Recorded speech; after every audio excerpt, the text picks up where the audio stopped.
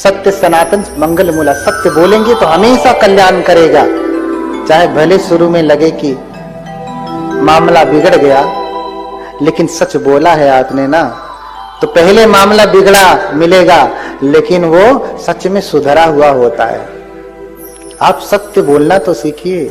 झूठ बोल करके धोखा दे सकते हैं, हृदय किसी का तोड़ सकते हैं, बेईमानी कर सकते हैं, फिर दोबारा आप किसी के विश्वास पात्र नहीं हो सकते। लेकिन सत्य बोलेंगे, कितना भी बड़ा अपराध है, सत्य बोला है तो कभी न कभी विश्वास पात्र बनेंगे ही। अरे गलतियां तो होती ही हैं, गलती करना तो आदमी का स्वभाव है, गलती हो ही जाती है, लेकिन सत्य असत्य बोलना ये स्वभाव नहीं होता है।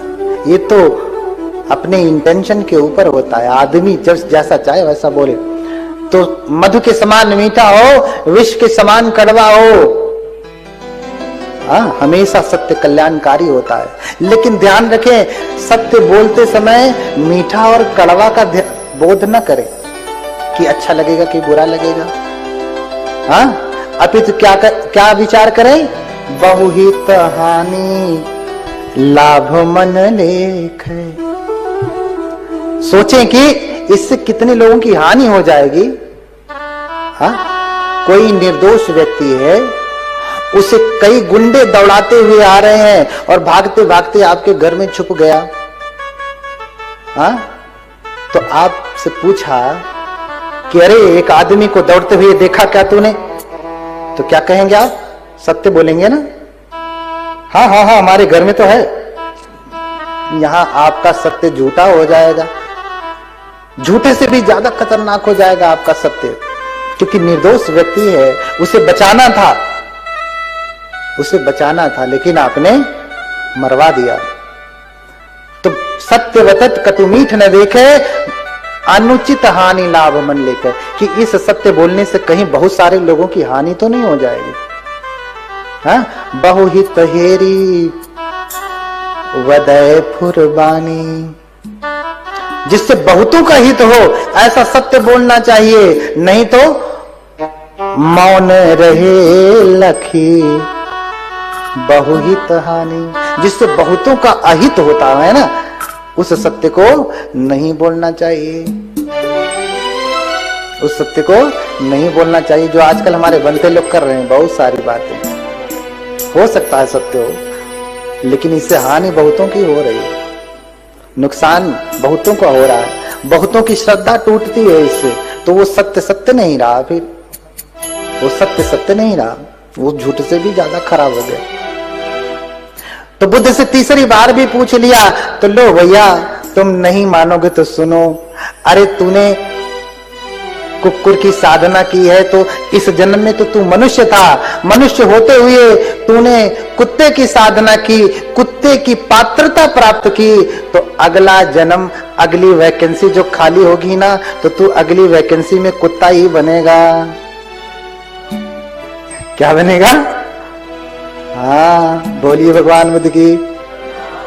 इसीलिए कहते हैं जैसा हम कर्म करते हैं वैसा फल मिलता है, वैसा फल मिलता है। तो आज कोई धनवान है तो बहुत पुण्यवान रहा होगा, बहुत दानी, बहुत धार्मिक रहा होगा, इसलिए आज वो धनवान है।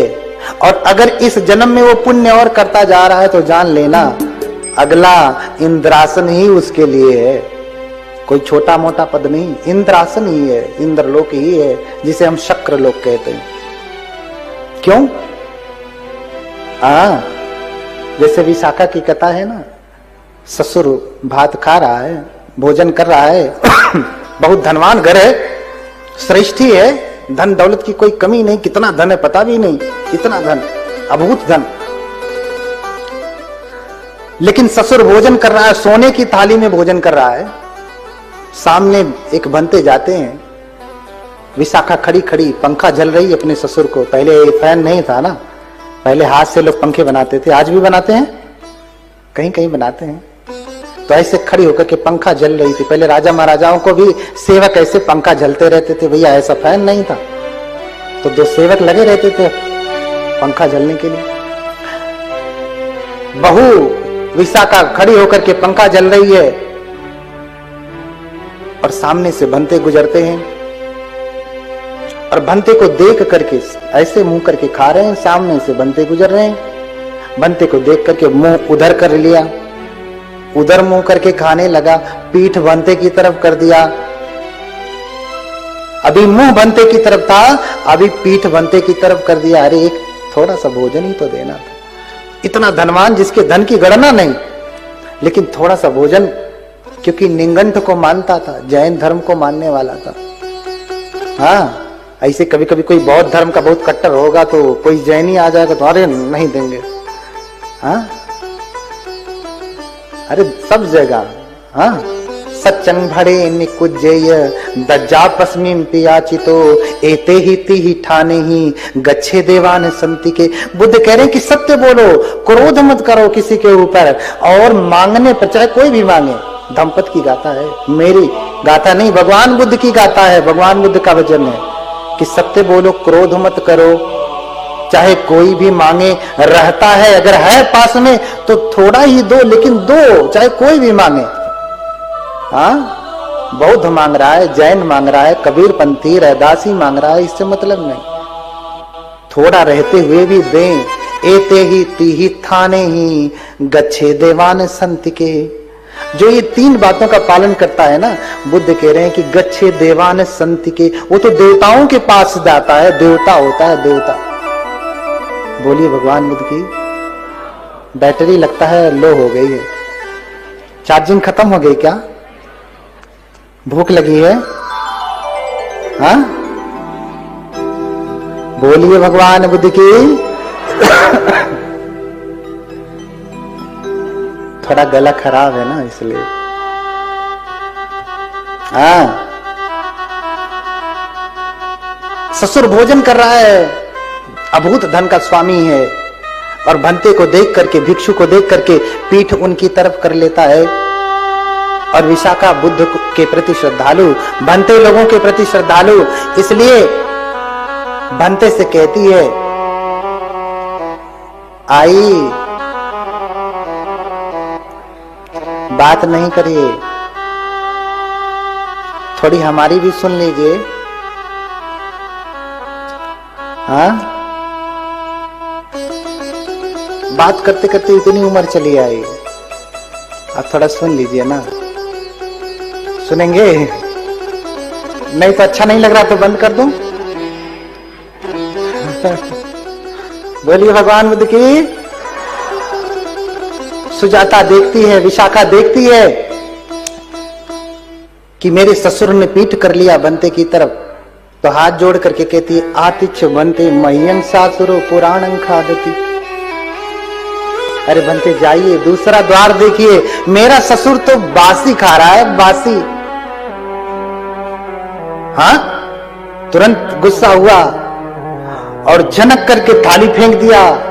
अरे इतना उसमें से चावल देना था, दान नहीं किया, लेकिन गुस्से में आया तो पूरा भोजन ही फेंक दिया। देखो आदमी ऐसा। हाँ, दान करने का अवसर आता है तो दान नहीं करता है। हाँ, मुफ्त में धर्म सुन करके पुण्य अर्जन करना है तो नहीं करता है, लेकिन पैसे दे दे करके पाप खरीदता है। रात को चढ़ाया और हाँ, आदमी की गति क्या। देना था, पुण्य करना था, इतना सा दे देता तो पुण्य हो जाता, लेकिन गुस्से में आकर के पूरी थाली फेंक दिया, उसका क्या। हाँ, तो गुस्से में आकर के सोने की थाली फेंक दिया। कहता है तू कलंकिनी कहती है कि मैं बासी खा रहा हूं। अरे अभी तो ताजा ताजा बन करके आया है और तू कहती है कि मैं बासी खाता हूं। कथा लंबी है, कहने का तात्पर्य बाद में फैसला होता है क्या। सुजाता विशाखा समझाती है कि पिताजी, आपको ये जो धन दौलत शोहरत मिली है ना, जो ये अभूत धन मिला है ना, ये सब पिछले जन्मों का पुण्य है। पिछले जन्मों में आपने पुण्य किया, इस जन्म में आप नगर श्रेष्ठ हुए। जो आपके पास इतनी अभूत संपत्ति है, लेकिन इस जन्म में आप पुण्य नहीं कर रहे हो। तो पहले का पका पकाया भोजन आज आप खा रहे हैं, आज कुछ पुण्य नहीं कर रहे हैं, पका नहीं रहे हैं, तो बासी ही हुआ ना,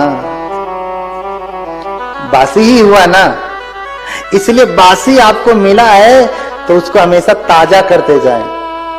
हाँ, सीखें, कुछ बड़े लोगों से सीखें कि ताजा कैसे किया जाता है। हाँ, सीखें कि ताजा कैसे किया जाता है। तो अगर आपका भैया, बहुत सारे लोगों के दर्शन है, कुछ कहेंगे भैया हम इस जाति में पैदा हुए, उस जाति में पैदा हुए, लंबी कथा है, लंबी बात है, आगे समझाऊंगा। बस इतना समझें कि कर्म, कर्म वहां पे है, कर्म के कारण ही सब है। कम्मुना सतो कम्मुना गति, कम्मे सत्य विभजति यदिदं हीन पनीतया। स्वयं बुद्ध कर रहे हैं कि कर्म के कारण ही व्यक्ति ऊंचा होता है, नीचा होता है। ये बुद्ध के वचन है, मेरे वचन नहीं है। अब देखिए, बात बड़ी लंबी चली गई। सुमेध तपस्वी जो परम पुण्यवान है, तपस्वी हैं, बहुत सारा धन दौलत छोड़ करके आए हैं, 7 पीढ़ियों का धन दान करके तपस्वी बने थे। हाँ, 7 पीढ़ियों का धन दान करके सुमेध तपस्वी हिमालय पे तप करने गए थे। इसलिए सत्ताह भंतरे पंच अभिज्ञा 8 विधम पिच।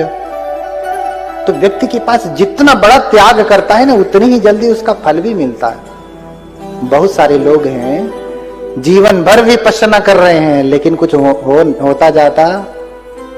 कोई कोई है, एक शिविर किया उतने में ही उतनी आनंद में भरा है कि कहना क्या। तो जिसने 40 शिविर किया उसको उतना लाभ नहीं जिसने पहला शिविर कर लिया। ऐसा क्यों? भगवान के समय में किसी का बाल बन रहा है, बनते होने के लिए बाल बनते बनते अरहत हो जा रहा है। यहाँ सारा जीवन मुड़ मुड़ा करके बैठा हुआ है तो भी अरहत नहीं हो, एक कायदे का बनते नहीं हो पाया। हाँ, चांगला बनते पण नहीं झाला। हाँ, बोलिए भगवान बुद्ध की। क्योंकि पुण्य नहीं है, इसलिए ऐसा नहीं। सुमेध तपस्वी बहुत बड़ा त्याग करके आए हैं, इसलिए थोड़े ही समय में उसका फल भी मिल गया। तपस्या ने रंग लाया और 8 समापत्ति वाले, 5 अभिज्ञा वाले हो गए। और जब सुनते हैं कि बुद्ध आ रहे हैं तो मैं क्या कर सकता हूं।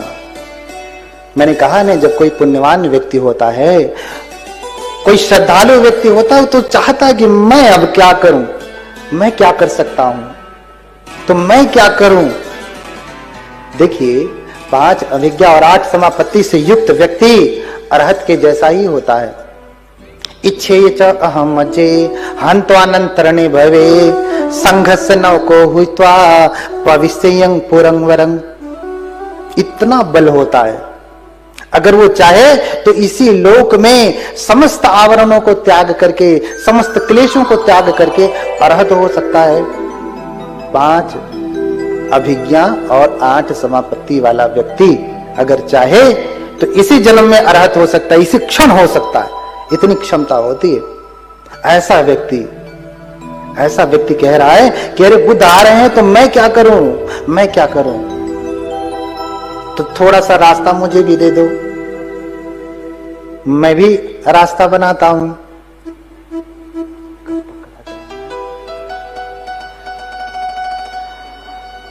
हाँ?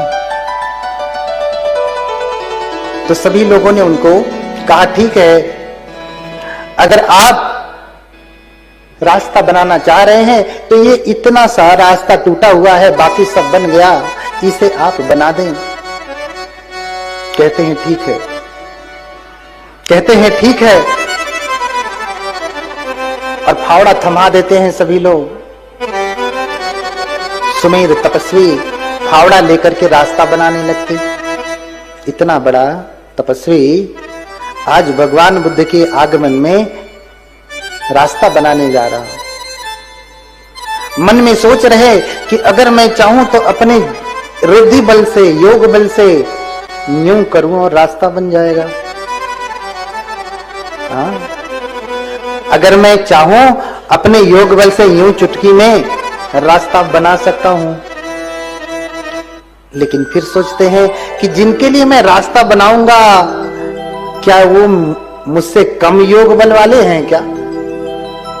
हाँ? अरे वो तो चलते हैं तो अपने आप रास्ता बनता जाता है बिना कुछ किए। वो तो मुझसे कई सौ कई करोड़ गुना ज्यादा योग से संपन्न है, रिद्धि बल से संपन्न है। उनके लिए मैं जो है योग बल से, रिद्धि बल से रास्ता बनाऊंगा, ये तुच्छता नहीं है। अरे सूरज को दीपक दिखाने जैसा नहीं होगा। रास्ता किसके लिए बनाना? बुद्ध के लिए, वो भी रिद्धि बल से। इसलिए आचार्य शंकर भी बुद्ध के बारे में कहते हैं कि योगी नाम चक्रवर्ती सबुद्ध तथागत। वो तथागत, वो बुद्ध योगियों में चक्रवर्ती हैं। जैसे राजाओं में सबसे बड़ा राजा कौन होता है?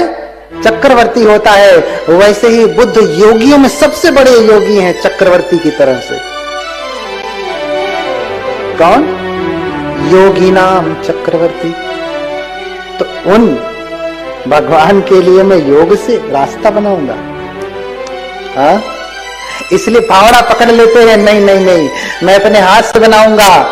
हाँ, तेरंधन जसा धीरा याचित्वान पदेशकं लभित्वा विस्मंठानं समंकातं समारभि।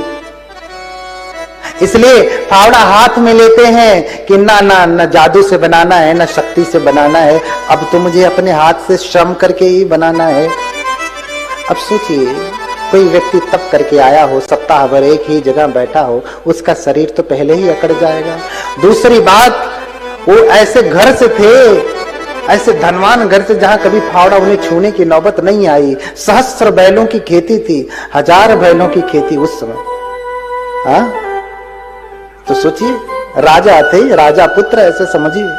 तो राजा कभी फावड़ा पकड़ता है क्या? राजा का पुत्र फावड़ा पकड़ता है क्या? तो सुकुमार। लेकिन फिर भी बुद्ध के लिए रास्ता तो बनाना ही है।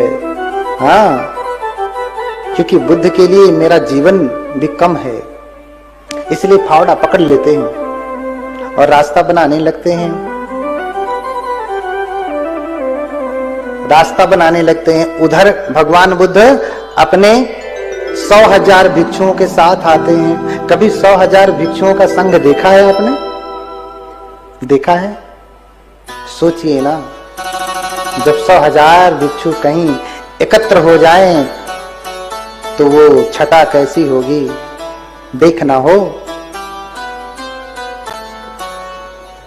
तो थाईलैंड जाया करिए। जब धम्मकाया में प्रवज्ञा होती है वर्ष में एक बार, 100,000 क्या लाखों लाखों लोग बनते बनते एक साथ। हाँ, एक साथ बनते बनते हैं, इतने भिक्षुओं का संघ होता है। तो भिक्षु सत सहस्य ही चतु ही विमले ही तंग।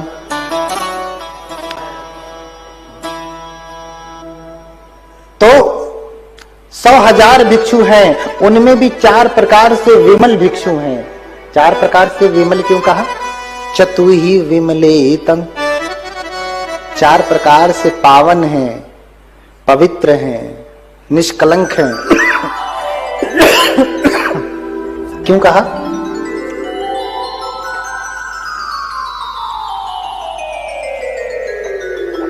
चार प्रकार से निष्कलंक है। तो 4 प्रकार के निष्कलंक भिक्षु किसको कहते हैं? तो जिसने श्रोतापन फल को प्राप्त कर लिया वो निष्कलंक हो गया।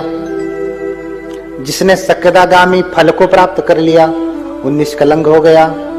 जिसने अनागामी फल को प्राप्त कर लिया वो निष्कलंक हो गया। जिसने अरहत्व को प्राप्त कर लिया वो निष्कलंक हो गया। तो उनके संघ में श्रोतापन्न भिक्षु भी हैं, सक्यदागामी भिक्षु भी हैं, अनागामी भिक्षु हैं और अरहत भिक्षु हैं। इसलिए कहा कि चतु ही विमले तंग निमंतयिम दानेन मया लोके नायकम। आज वो लोक के नायक भगवान बुद्ध अपने 4 प्रकार के विमल भिक्षुओं को साथ में लेकर के आ रहे हैं। साथ में लेकर के आ रहे हैं। लेकिन ये तो रास्ता बना रहे हैं, भगवान बुद्ध चलते आ रहे हैं, चलते आ रहे हैं, चलते आ रहे हैं, नजदीक ही पहुंच गए। और जितना जितना वो नजदीक आते जाते हैं उतनी उतनी इनकी धड़कनें बढ़ती जाती हैं। अरे भगवान तो आ गए, तो शिव भगवान आ गए, तो शिव भगवान तो आ गए, भगवान तो आ गए। हाँ, जैसे घर में जो बारात आने लगती है, तैयारियां ना हुई हो तो मन घबराने नहीं लगता है। अरे बारात तो आ गई, बारात तो आ गई, अब क्या करना है, जल्दी जल्दी जल्दी जल्दी जल्दी, जो हुआ सो हुआ, जो नहीं हुआ सो छोड़ दिया, होता है ना। अब यहाँ तो भगवान आ रहे हैं, यहाँ तो भगवान आ रहे हैं। आगतोषि भगवान, भगवान तो आ चुके हैं, आ गए हैं। अरे आते जा रहे हैं, आते जा रहे हैं, आगतवान आते जा रहे हैं। नजदीक जितना जितना नजदीक आ रहे हैं उतना उतना ये घबरा रहे हैं, परेशान हो रहे हैं कि रास्ता तो बना ही नहीं, इतना रास्ता बचा रह गया। क्यों? क्योंकि सुकुमार हैं, फावड़ा चला तो रहे हैं लेकिन उतना तेज नहीं चला पा रहे हैं। हाँ, जैसे जो बैठ करके कुर्सी में फाइल वाला वर्क करता हो, उसको फावड़ा पकड़ा दिया जाए, कितना खेत जोतेगा, गोड़ेगा, थोड़ा सा ही ना। और जो किसान हर दिन खोदता रहता है, वो तो मिनट भी नहीं लगेगा, न जाने कितने स्क्वायर फीट खोद देगा। हाँ, भगवान आ गए। अब सोचते हैं कि भगवान तो आ गए, अगर भगवान इसमें से चल करके जाएंगे तो इनके पैरों में कीचड़ लग जाएंगे, तो मेरा तो नाश समझो, मेरा तो नाश हुआ समझो। देखो, इतना बड़ा व्यक्ति, हाँ, साधना की इतनी ऊंची अवस्था को प्राप्त व्यक्ति भी ऐसा सोच रहा है कि अगर भगवान बुद्ध का पांव कीचड़ में पड़ गया, उनके श्रावकों का पांव कीचड़ में पड़ गया, उनके पैरों में कीचड़ लग गया, तो जान लीजिए कि मेरे लिए अपराध हो जाएगा, मेरे लिए अपराध हो जाएगा, दोष लग जाएगा, जीवन कलंकित हो जाएगा कि अरे क्या सुमेध, तू रास्ता नहीं ठीक करता। हाँ, तो मैं क्या करूं, कुछ समझ में नहीं आता है। तो भगवान जैसे ही नजदीक आ जाते हैं, भगवान की तरफ मुंह करके मुंह के बल ही लेट जाते हैं, लेट जाते हैं। और जब लेट जाते हैं तो अकमित्वा में गच्छति हिताय में भविष्यति, भगवान आएंगे, मेरे ऊपर चल करके जाएंगे तो मेरे हित के लिए होगा, मेरे सुख के लिए होगा। भगवान अगर मेरे ऊपर चल करके जाएंगे तो मेरे सुख के लिए होगा। आजकल बहुत सारे भंते लोगों में भी थोड़ी कुरीतियां आ गई हैं। कंबोडिया में ऐसे लोग लेट जाते हैं, थेरवाद के भंते लोग, उनके ऊपर ऐसे ऐसे चलते हुए जाते हैं और कहते हैं मंगल होता है। और कुछ तो डंडा लिए रहते हैं, टन टन टन मारते हैं, कहते हैं इससे मंगल होता है। थाईलैंड में कहीं कहीं कुछ कुछ प्रभाव हो रहा है। हाँ, जैसे कितने भी बड़े भंडारण में आलू रख दिया जाए तो कहीं कहीं आलू सड़ने लगता है। अब भंडारण का दोष नहीं है, आज तो कुछ है ही गड़बड़, सड़ेगा ही, कहीं से पहले ही छेद हो गया होगा इसलिए वो सड़ रहा है। भंडारण का दोष नहीं है। हाँ, दोष किसका है? उस आलू का है, उसमें कहीं न कहीं छेद रहा होगा या कीड़ा लग गया होगा, पहले से ही लगा रहा होगा, कुछ न कुछ तो कटा पिटा रहा होगा, इसलिए वो सड़ना शुरू कर दिया।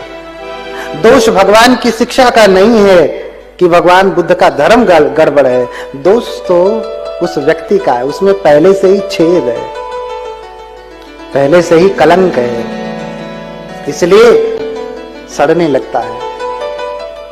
हाँ, सड़ने लगता है। अब भगवान बुद्ध आएंगे, मेरे ऊपर चल करके जाएंगे।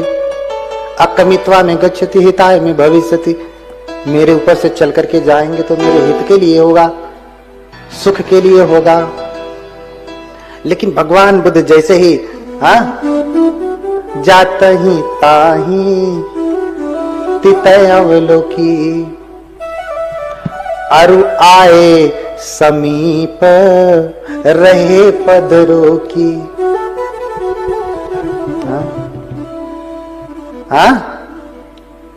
जात ही ताही तितय अवलोकी, आए समीप रहे पदरों की। अरे देख लिया कि ये लेट गए हैं, दूर से ही देख रहे हैं कि हो क्या रहा है।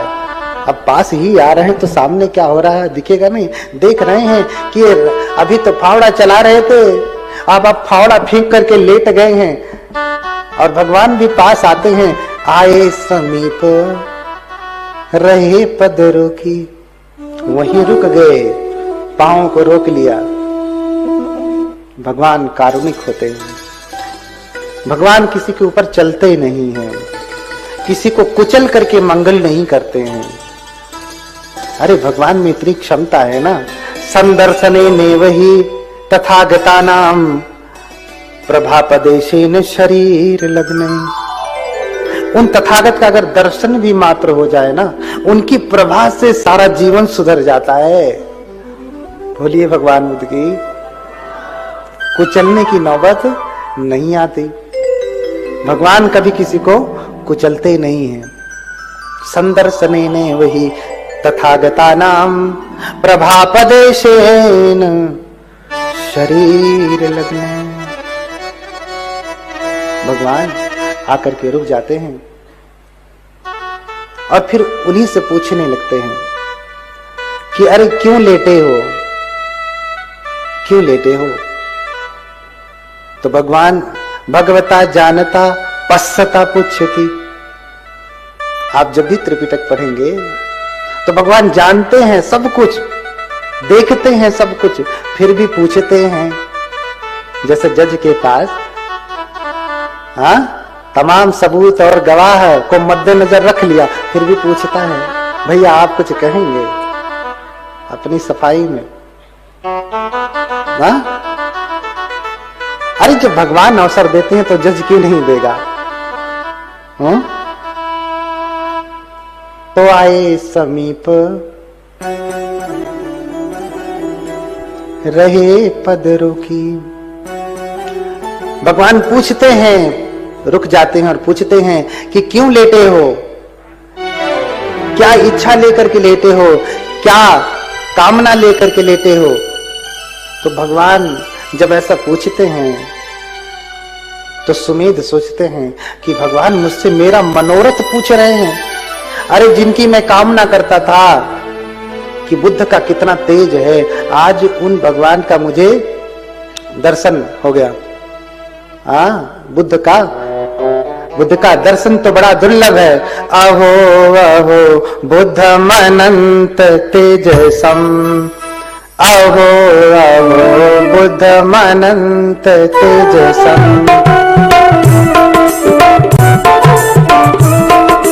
अहो अहो बुद्धम अनंत तेजसम,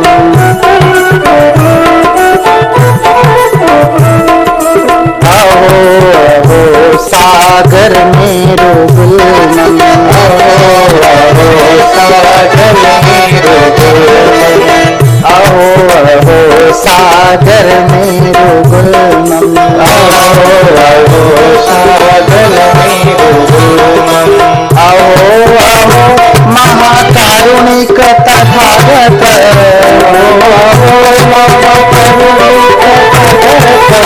औदुम्बरम पुष्पमेवाति, औदुम्बरम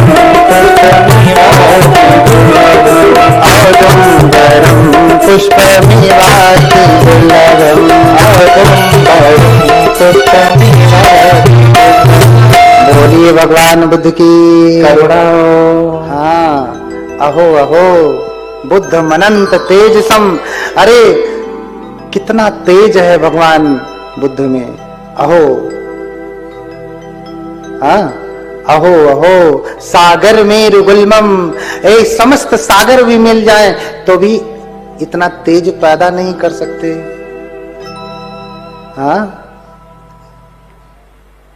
तो ऐसे बुद्धों का दर्शन तो बड़ा दुर्लभ है। इतना दुर्लभ है कि जैसे उदुम्बर देखा है, उदुम्बर का फूल देखा कभी। औदुम्बरम पुष्पमेवाति दुर्लभम। कभी उदुम्बर का पुष्प देखा? गूलर हो, गूलर। गूलर जानते हैं? गूलर। अब दो नाम तो कह दिया, तीसरा नहीं जानता। मराठी मध्ये काय म्हणते त्याला मला माहित नाही।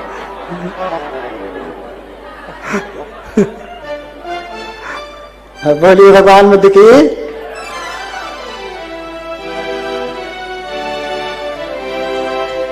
तो उदुम्बर होता है छोटा छोटा फल, उसका पुष्प दिखाई नहीं देता। क्यों? क्योंकि उसका पुष्प उसके भीतर ही होता है। हम लोग जब छोटे थे तो दादी हमारी कहती थी, पहले के बूढ़े बुजुर्ग भी यही से कहते थे, अरे गूलर का फूल रात को 12 बजे खिलता है, बड़ा सा, छाते से भी बड़ा होता है, और जो देख लेता है मर जाता है। हाँ? जो देख लेता है स्वर्ग चला जाता है, मर जाता है नहीं, स्वर्ग चला जाता है। हाँ? स्वर्ग चला जाता है। हर कोई आदमी स्वर्ग जाना चाहता है। जिंदे पे चाहे भले न स्वर्ग जाए, मरने के बाद लोग स्वर्गवासी बना ही देते हैं। बोलिए भगवान बुद्ध की। चाहे भले कितने बड़े नरक में पड़ा हो, स्वर्गवासी स्वर्ग में पहुंचा देते हैं ये। तो जैसे उदुम्बर का पुष्प देखना दुर्लभ है, ऐसे ही बुद्धों का दर्शन होना दुर्लभ है। हाँ? बुद्धों का दर्शन होना दुर्लभ है। मैं भी चाहता हूं कि बुद्ध बनूं। नित्यं च नित्यं जीनं स्मरामि,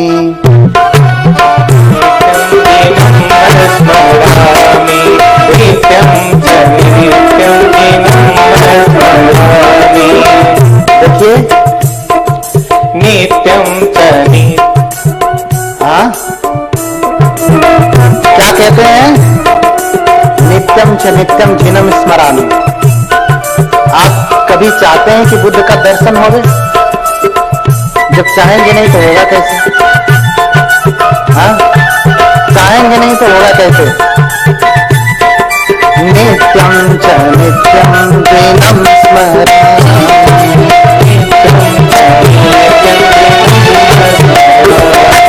नित्यं च शोचामि जिनस्य दर्शनं, नित्यं च शोचामि जिनस्य दर्शनं। अगर आप चाहेंगे कि जिनका दर्शन हो, तभी न दर्शन होगा। हाँ? नित्यं च नित्यं जीनं स्मरामि,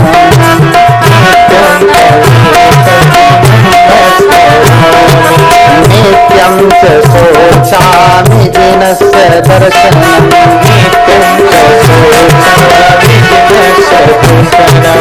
नित्यं च नित्यं प्रणिधिं करोमि, नित्यं च नित्यं प्रणिधिं करोमि। कभी करते हैं प्रणिधि? हाँ? कभी अधिष्ठान लेते हैं कि मुझे भगवान का दर्शन हो? पूजा तो रोज करते हैं। हाँ? कभी किया? नित्यं च नित्यं प्रणिधिं करोमि, नित्यं च नित्यं प्रणिधिं करोमि। सत्यं च पूजा च दर्शनार्थं,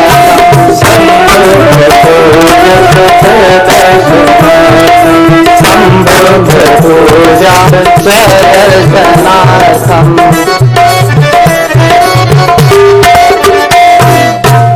बोलिए भगवान बुद्ध की।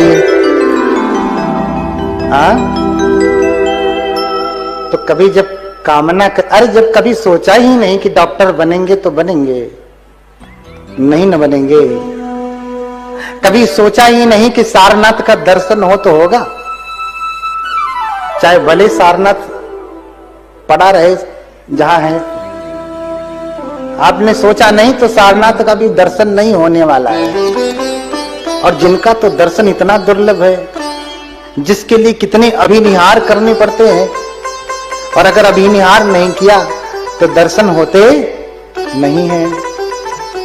इसलिए नित्यं च नित्यं जीनं स्मरामि।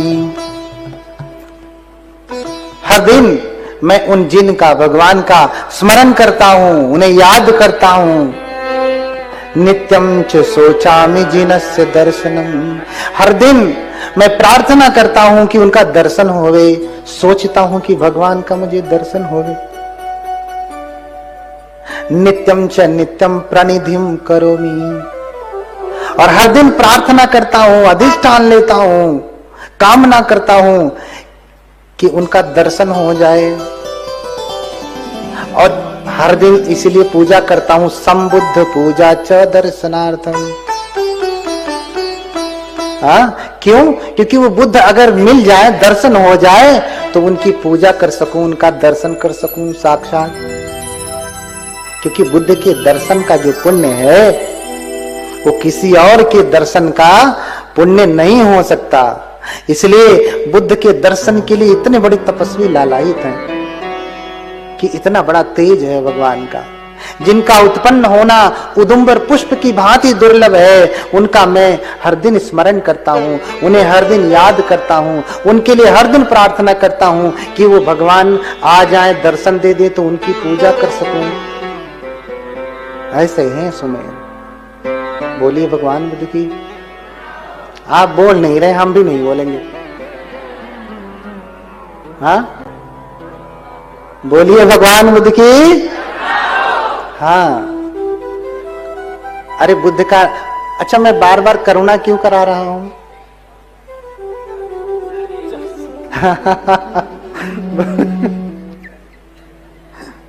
बोलिए भगवान बुद्ध की। बहुत सुंदर, देखिए वो ज्यादा चार्ज हो गए। बहुत सुंदर। बार बार बुद्ध नाम स्मरण मुख शुद्धि में वजह, आपके मुख की शुद्धि बुद्ध के नाम का स्मरण से ही होगा। पेप्सोडेंट करने से नहीं होगा, कोलगेट करने से नहीं होगा, वीको करने से नहीं होगा, सेंसोडिन करने से नहीं होगा। नहीं तो बताइए ना कौन ऐसा व्यक्ति बैठा है जो वीको, क्या कहते हैं, कोलगेट, पेप्सोडेंट, हाँ, क्लोजअप, सेंसोडिन के बिना आया है।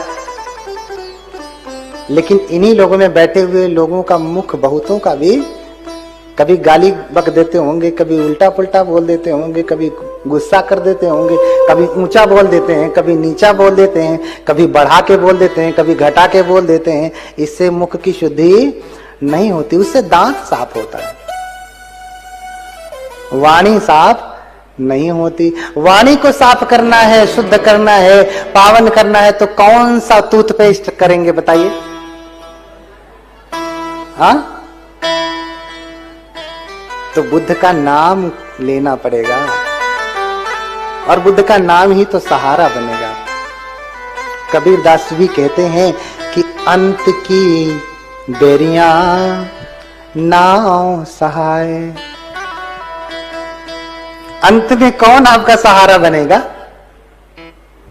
कौन आपका सहारा बनेगा? हाँ, जब आप चलते हैं, चलते चलते रास्ते में गिर जाते हैं, तो कोई सहारा बनता है, आता है आपको उठा के और आगे लेकर के जाता, पीछे नहीं लाता, है ना। अब मर रहे हैं तो इसका मतलब ये नहीं कि बुद्ध का नाम लिए तो मरने से वापस आ जाएंगे, ना ना ना, सहारा देगा और ऊपर लेकर के जाएगा। नरक में जाने वाले होंगे तो कहां लेकर के जाएगा? सुगति में लेकर के जाएगा। हाँ, तो अंत की बेरियां नाव सहाय, अंत में आपका सहारा नाम ही है। इसलिए बुद्ध का नाम लोग जपते हैं। जितने भी बौद्ध देश हैं वो नाम जपते हैं। कैसे नाम जपते हैं? नमो बुद्धाय, बोलो नमो बुद्धाय, नमो बुद्धाय, बोलो नमो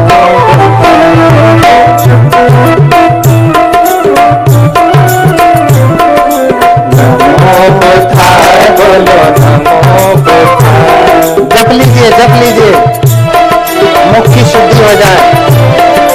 नमो बुद्धाय, बोलो नमो बुद्धाय, नमो बुद्धाय, बोलो नमो बुद्धाय, नमो बुद्धाय। बोलो नमो बुद्धाय, बोलो नमो बुद्धाय। नमो बुद्धाय बोलो नमो बुद्धाय, नमो बुद्धाय, बोलो नमो बुद्धाय। नमो बुद्धाय बोलो नमो बुद्धाय,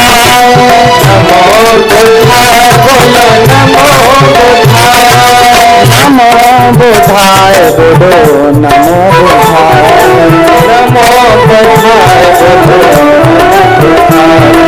नमो बुद्धाय बोलो नमो बुद्धाय, नमो बुद्धाय बोलो नमो बुद्धाय, बोलो नमो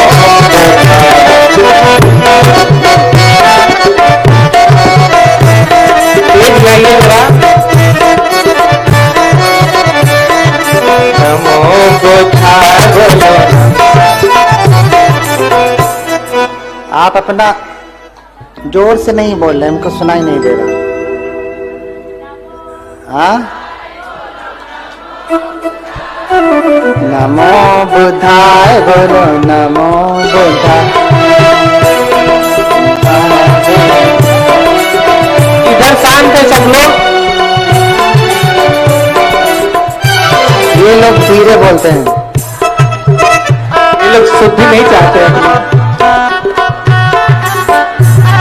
देख लीजिए ये जीत जाएंगे।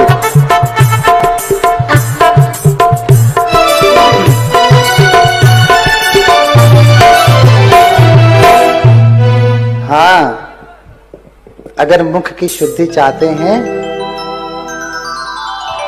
तो भगवान बुद्ध का नाम जपिए। हाँ, नमो बुद्धाय, नमो बुद्धाय, नमो बुद्धाय, नमो बुद्धाय, नमो बुद्धाय, नमो बुद्धाय।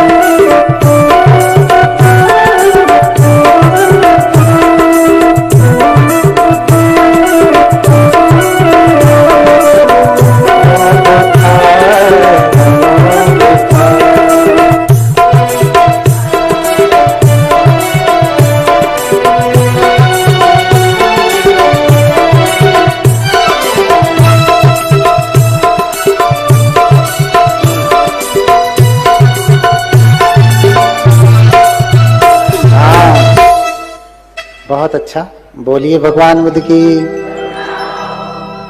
हाँ, अब वाणी को साफ करना है तो बुद्ध के नाम का स्मरण करना पड़ेगा।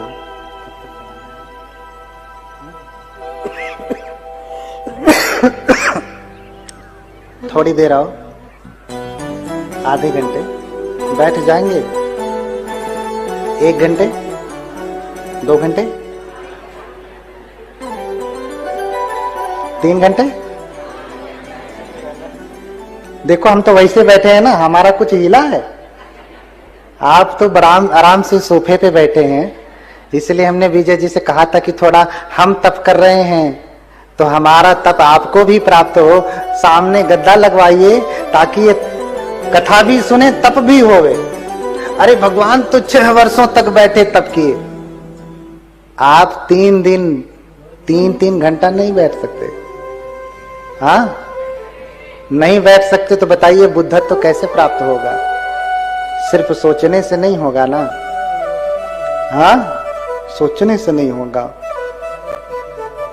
हाँ, तो जिनका दर्शन इतना दुर्लभ था, आज उन भगवान का मुझे दर्शन हुआ, मैं तो इतने से ही आह्लादित हूं। हे भगवान, मैं धन्य हूं कि आपका दर्शन मुझे हुआ। तो भगवान पूछ ही रहे हैं कि इच्छा क्या है, क्या कामना है, क्यों लेटे हो, क्यों ये चाहते हो कि भगवान तुम्हारे ऊपर से चल करके जाएं? हाँ? क्यों चाहते हो कि भगवान तुम्हारे ऊपर से चल करके जाएं? और वो कौन सा हित है जो तुम चाहते हो कि अगर भगवान मेरे ऊपर से अकमित्वा में गच्छति हिताय में भविष्यति, मेरे ऊपर से मुझे कुचलते हुए मेरे ऊपर से चल करके जाएंगे तो मेरे हित के लिए होगा। वो कौन सा हित चाहते हो? भगवता जानता पश्यता पूछती। भगवान जानते हुए देखते हुए भी पूछते हैं।